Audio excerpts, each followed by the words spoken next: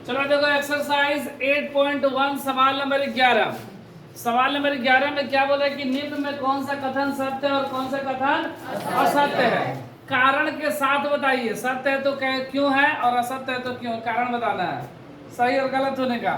और ना बताइए कि निम्न कथन सत्य है अथवा असत्य, कारण अपने उत्तर की पुष्टि भी कीजिए। मतलब बताना है कारण कि क्यों सत्य है अथवा क्यों असत्य है।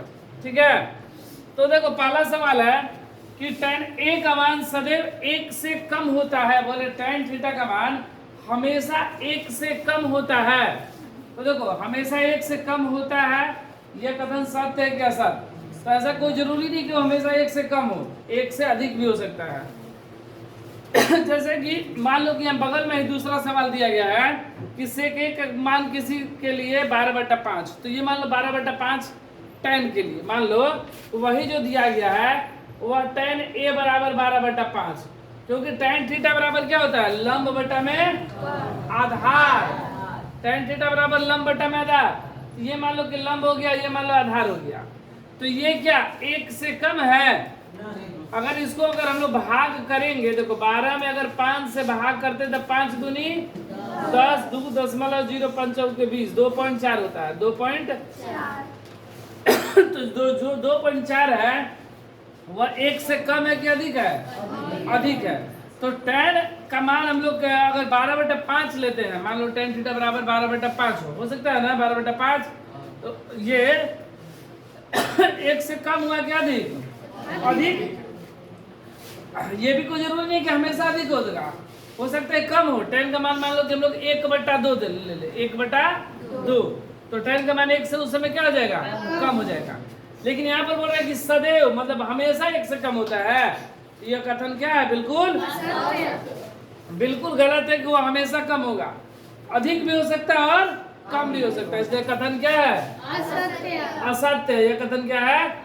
असत्य। क्योंकि यहीं पर हम लोग मान लिए हैं कि tan थीटा बराबर 12/5, यहीं पे दिया था, मान लिया कि 12/5 है। तो अगर 12/5 है तो यह 1 से क्या है? अधिक है। और यहाँ पर सदैव बोल दिया गया, अगर सदैव नहीं बोलता और देता कि क्या 1 से अधिक या कम हो सकता है, तो ये दोनों हो सकता है, 1 से अधिक भी हो सकता है और 1 से कम भी हो सकता है। अब देखो दूसरा सवाल बोल रहा है कि कोण a के किसी मान के लिए sec a बराबर 12/5, बोल रहा है कि sec थीटा बराबर 12/5 हो सकता है। sec a बराबर 12/5, देखो sec थीटा बराबर क्या होता है? कर्ण बटा में आधार। क्या होता है? कर्ण बटा में आधार, कर्ण बटा आधार। और कर्ण जो होता है वह हमेशा क्या होता है? आधार से बड़ा होता है। कर्ण का मान आधार से हमेशा बड़ा होता है। तो ऊपर क्या है? बड़ा है ना, और नीचे क्या है? छोटा है। मतलब कर्ण मेरा क्या है? बड़ा है। इसलिए यह कथन क्या है? सत्य है, क्योंकि ऊपर कर्ण हमेशा बड़ा होना चाहिए नीचे आधार से। अगर यही देते थे कि sec a बराबर 5/12 तो वह गलत हो जाता, क्योंकि कर्ण हमेशा क्या होता है? बड़ा होता है। अगर 5/12 यही दिया रहता तो कर्ण मेरा 5 हो जाता, तो यह कथन क्या हो जाता? असत्य। लेकिन यह कथन क्या है? सत्य है। ठीक है, अब सवाल है कि cos a, क्या लिखा गया? cos a कोण a के कोसेकेंट के लिए प्रयुक्त एक संक्षिप्त रूप है। ये किसका संक्षिप्त रूप होता है? तो कोसेक का होता है। कोसेक a का ये संक्षिप्त रूप होता है, cos का नहीं होता है। ठीक है, इसलिए यह भी कथन क्या है? असत्य है। ये क्या चीज के लिए होता है?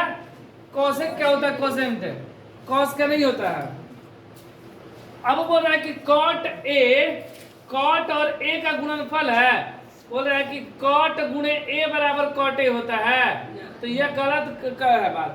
ये a क्या होता है? ये cot a होता है, cot थीटा का मान होता है, कोण के लिए ये प्रयुक्त होता है, ना कि गुणा होता है। इसलिए यह कथन क्या है? असत्य है। बोल रहा है किसी भी थीटा के लिए sin थीटा बराबर 4/3, ये कथन सत्य है कि असत्य? तो देखो sin थीटा बराबर क्या बोल रहा है कि sin थीटा बराबर 4/3, और sin थीटा बराबर क्या होता है? लंब बटा में कर्ण, लंब बटा में कर्ण। और यहाँ पर ध्यान दो कि कर्ण क्या है मेरा? लंब से छोटा हो जा रहा है, इसलिए कथन क्या है? अगर यही 3/4 दिया रहता तो कथन क्या होता? लेकिन यहाँ पर क्या दिया है? इसलिए क्या 4/3 दिया, मतलब लंब अधिक दे दिया है कर्ण से, इसलिए कथन क्या है?